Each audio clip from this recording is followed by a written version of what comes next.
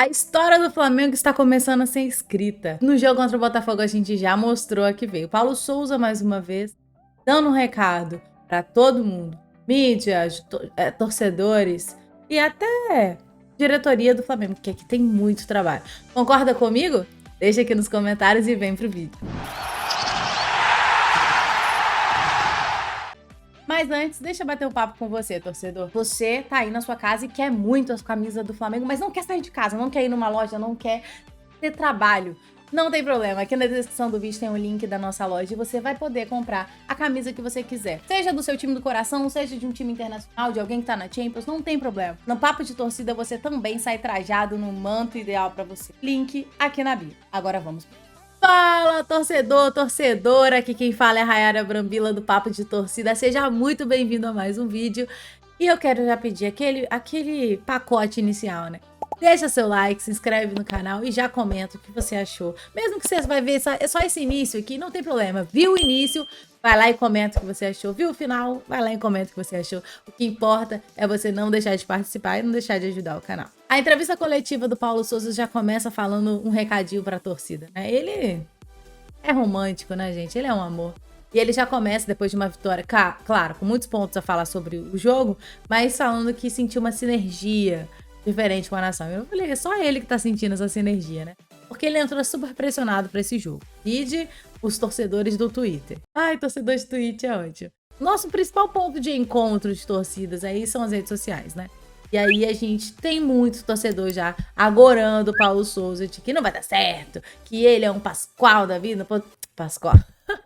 Professor Pardal da vida, que ele tá fazendo um trabalho ruim. E quando saiu a escalação, que não tinha os mesmos jogadores do jogo contra o Atlético Mineiro, nossa, aí foi um Deus nos acuda de verdade. Muita gente questionando que se ele não tiver um time para trabalhar os 11, ele vai fracassar. E aí eu parei para analisar, por que ele precisa ter 11? Ele não pode ter 15, 16, 17, 18, talvez 23? Porque se a gente parar para analisar, o time que entrou em campo não tinha lá alguém que não poderia ser titular no Flamengo. A gente tinha o Léo Pereira, que a gente tem lá as desconfianças dele, mas vamos ressaltar, fez uma ótima partida. O Hugo, que pode ser tido como reserva, mas a gente hoje é nosso titular, né? E o Diego Alves aí no banco. A gente tinha em campo o Mateuzinho, mas todo mundo pede Mateuzinho. Não, mas é o Rodinei que tinha que ter entrado. O que eu ouvi foi isso, né? De todo flamenguista. Não é o Rodinei titular? O Rodinei que tinha que ter entrado. Mateuzinho deu conta do recado super. E ele daria sim em qualquer situação, gente. O Mateuzinho tecnicamente é superior, mas para aquilo que o Paulo Souza precisa, o Rodinei tem sim se apresentado muito, certo? O Mateuzinho poderia ser titular normalmente. Ah, mas o Everton Ribeiro que tinha que ter entrado. Gente, mas alguém vai questionar o trabalho que o Lázaro fez pela esquerda? Não é a nossa primeira opção, mas sinceramente, dá uma chance pro trabalho do homem. João Gomes não entrou o Pereba lá do Andrés, o entregador de paçoca. Não tem problema entrar o Andrés, sabe por quê? Porque tecnicamente o cara é bom, ele é um bom jogador. Errou na Libertadores, vida que segue. O Andrés é bom. Se tiver com a cabeça tranquila e você, torcedor, me ajudar a deixar o cara voltar ao bom futebol, a gente vai ter um bom futebol do Andrés em campo. Já o Arão, um pouco abaixo. E logo depois, quando o João Gomes entra, o jogo é outro nível, né? Outra pegada. Pedro e Gabigol. Todo ano passado e 2020 se questionou o Rogério Ceni porque Pedro e Gabigol não podiam jogar juntos. Aí o Paulo Souza coloca Pedro e Gabigol pra jogar junto, começa a reclamação de por que não é Bruno Henrique? Por que o Pedro tá jogando com o Gabigol? Por que isso? Por que aquilo? Se você é um flamenguista, não sabe muito bem o que ele quer. Uma hora quer, uma hora não quer. A bipolaridade do flamenguista, ela é maravilhosa. Eu me divirto. Pra falar sério, eu me divirto. Mas agora vamos falar sobre a entrevista coletiva do Paulo Souza, que deixou aí algumas informações. Claro, eu tenho a minha colinha aqui básica pra lembrar tudo que o nosso mister falou, né? Falou sobre essa energia, eu falei isso com vocês, né? Tem que melhorar, tem que não ter pausas, né? Tem que diminuir as pausas. E eu tenho que, claro, observar que logo no início do jogo, os 25 do primeiro tempo, o Flamengo fez provavelmente o melhor jogo que eu vi com o Paulo Souza. Os 25 primeiros minutos foram magistrais. Marcação, pressão, num coletivo. Não era que nem o jogo contra o Galo que marcava 1, 2, o Gabigol ficava correndo igual um maluco lá na frente tentando marcar pressão sozinho. Não. Agora subiu com uma faixa inteira, uns 5, 6 jogadores marcando pressão, tendo que sair, o Botafogo tendo que fazer chutão. E foi uma dessas que saiu o gol do Pedro, né? Jogadaça do Arrascaeta, né? E do Lázaro, que dá espaço para Arrasca, e o Arrasca coloca essa bola no Pedro. E, sinceramente, foi lindo de ver. Foi lindo de ver. Mas a pausa aconteceu e é isso que o nosso Mister pontua. E essas pausas não podem acontecer em tantos momentos do jogo. Tem que ter intensidade, tem que ter vontade, tem que ter concentração o tempo inteiro, que ele já trouxe isso numa terceira pergunta, dizendo que concentração tem que ser o tempo todo para não tomar gol quando está vencendo. Porque é natural, né? O Flamengo simplesmente faz o gol e relaxa, né? Parece que ele desconcentra do jogo. A gente já viu quantas vezes, né? O Flamengo empatar ou até perder um jogo por não se concentrar e matar o jogo de uma vez. Vou pontuar também, vou continuar aqui na entrevista, mas eu vou pontuar o pênalti, que poderia ter dado 1-1 ali pro Botafogo e o jogo teria uma cara diferente. Mas, como isso não aconteceu, o pênalti não aconteceu, a gente fez o 2, fez o 3 e uma infelicidade do Léo Pereira no final do jogo. Ele fala sobre correr sem necessidade, acho que os treinamentos têm melhorado isso com certeza, mas ele fala que ainda o time cansa muito, porque corre sem necessidade, então tem que aprender isso, eu acho que isso faz parte do treinamento do dia a dia, o Mister já traz isso pra coletiva, porque sabe que a gente vai questionar o Davi Luiz ter saído tão exausto, mas jogou o jogo contra o Atlético Mineiro até o final. Peraí, o jogador ele é pago pra jogar quarta e domingo, né? Se ele não, como diz o Fábio Luciano, se o jogador não consegue jogar quarta e domingo, se ele é jogador de final de semana, nem merece estar no Flamengo. O que tá acontecendo, né? Aí na entrevista, correu errado. O Paulo Souza já deixa isso claro e pretende corrigir isso, né? O Paulo Souza é muito bom de entrevista coletiva, galera. Vamos ter que reconhecer. Não perder oportunidades, sempre finalizar. Gente, sempre finalizar, ok, né? De onde você estiver, você chuta. Mas da forma como a gente produz, perder tantas oportunidades, a gente tem um Atlético Mineiro aí com 3, 4 chances, 2 gols. A gente teve 10 chances pra fazer os 3 gols de ontem. Isso porque podia ter feito muito mais, gente. Podia ter feito muito mais. Mas conseguimos fazer? Não. Perdemos muito em finalização. E o Paulo Souza concluiu ainda em uma outra pergunta, dizendo que perguntaram se ele treina especificamente finalização e ele não deu certeza que sim nem que não. Mas a impressão que me passou é que ele não treina finalização especificamente. Treina no geral, faz parte de um treinamento dia a dia, mas não tem um treino de finalização específico para melhorar essa deficiência da forma como a gente tem visto. Então, vamos ver se isso melhora daqui pra frente, né? Elogiou o Pedro, e eu achei isso importante, elogiar o Pedro, dar essa oportunidade ao Pedro, porque o Pedro melhorou a mobilidade, né? Começou a correr mais no campo, a trocar mais de posição, a entender melhor quando o Arrascaeta tá jogando para um lado, quando o Arrascaeta tá jogando pro outro, na hora de infiltrar, na hora de recuar, dar oportunidade pro Gabriel dentro da área, sair de dentro da área. Eu gostei muito do que eu vi do Pedro ontem, mas ao mesmo tempo tenho que ressaltar. Vocês perceberam que o Pedro tava um pouco para baixo, sentindo um pouco triste? A comemoração dele não comemorou sorrindo e tal, comemorou sério. Pode ser um recado que ele tá passando. Mas agora, o que tá acontecendo? Ele não sabia que ele ia ser reserva, ou que ele ia ser poupado, ou ele ficou chateado com o que aconteceu no último final de semana, de não ter entrado. Enfim, espero que seja só uma fase, só um momento, porque o Pedro é muito importante pra gente. Quem disser o contrário, a gente vai acabar perdendo o Pedro para outros times. Vídeo o Palmeiras, que eu não assisti o jogo contra o Atlético Paranaense ontem pela Recopa, mas eu tenho que dizer que foi questionado pelos torcedores a falta de um camisa 9. E a gente tem 2. Então a gente não pode perder o Pedro, tá? A gente tem que se esforçar para ter o Pedro no elenco principal, sim, porque ele tem bola, tá? Olha, não é só a defesa que defende. Temos jogadores que precisam melhorar sem a bola.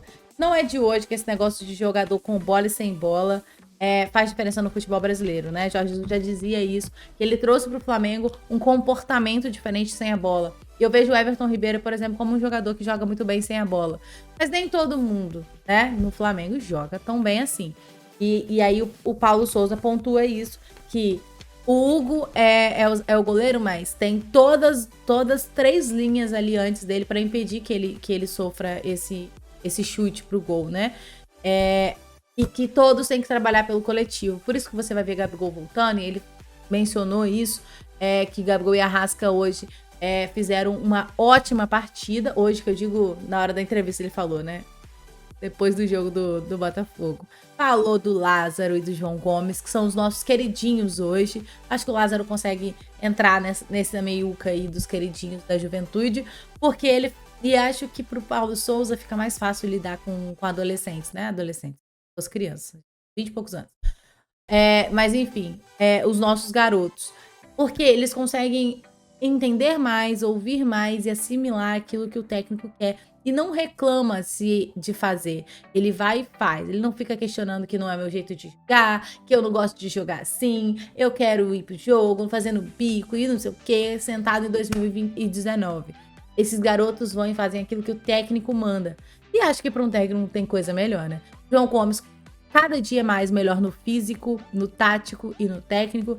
Vai brigar muito por essa posição. Andreas que se cuide, porque senão ele vai perder a posição de vez para um garoto, hein, Andreas?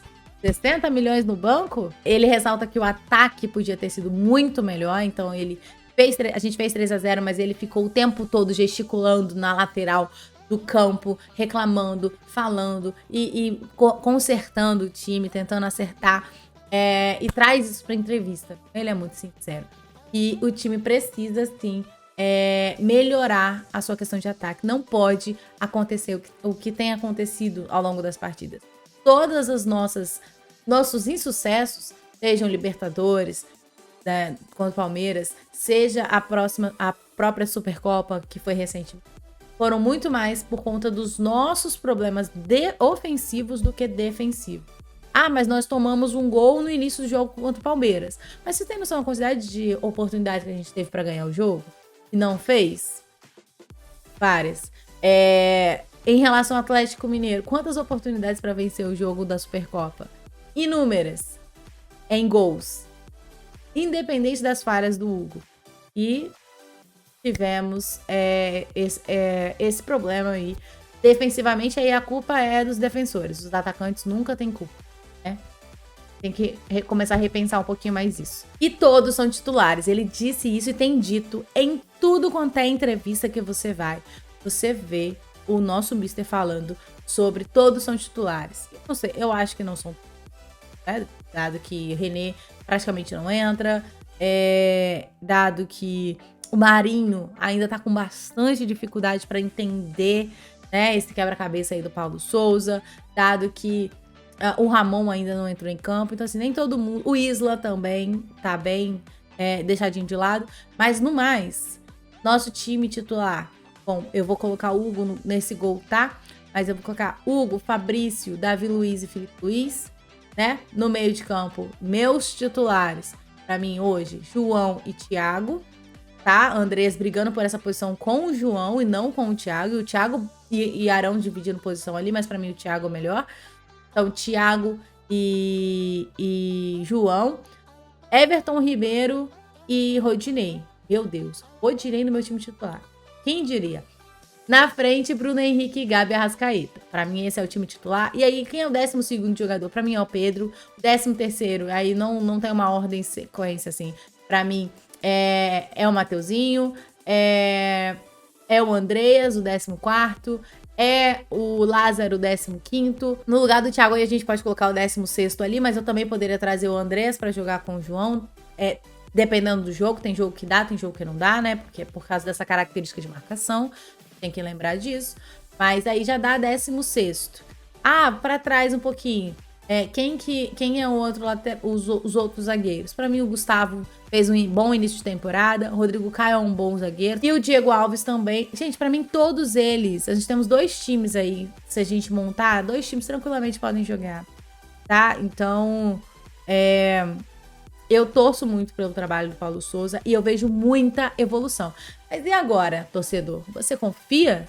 Confia no trabalho do homem? Vai deixar o europeu trabalhar sem encher merda do saco? Eu estou deixando o cara trabalhar, estou muito confiante. Não importa se a escalação vai vir com os 11 que enfrentaram o Atlético Mineiro ou com os 11 que enfrentaram o Botafogo, ou ainda mais misturado impossível. O que importa é performar, é jogar bem, é se entrosar, é ter um time que quando um sai... Ah, e outra, eu esqueci de falar do Vitinho, né? Pelo amor de Deus, o Vitinho também faz parte desse time, que pra mim também pode ser um dos titulares. Mas o que importa é que nós tenhamos um time que seja homogêneo. E se entrar um, entrar outro, não vai cair muito o rendimento da equipe.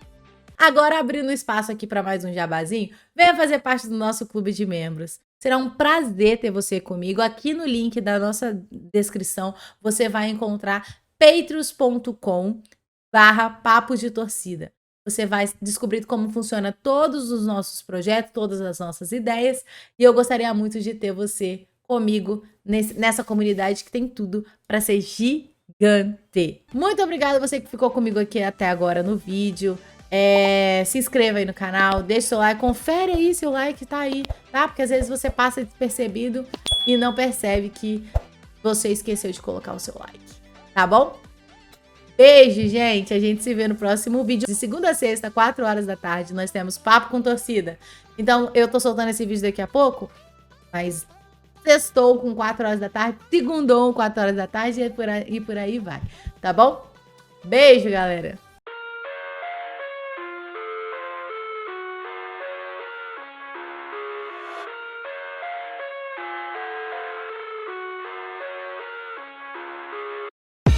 I live inside my own world of make-believe. Kids screaming in the cradles, profanities.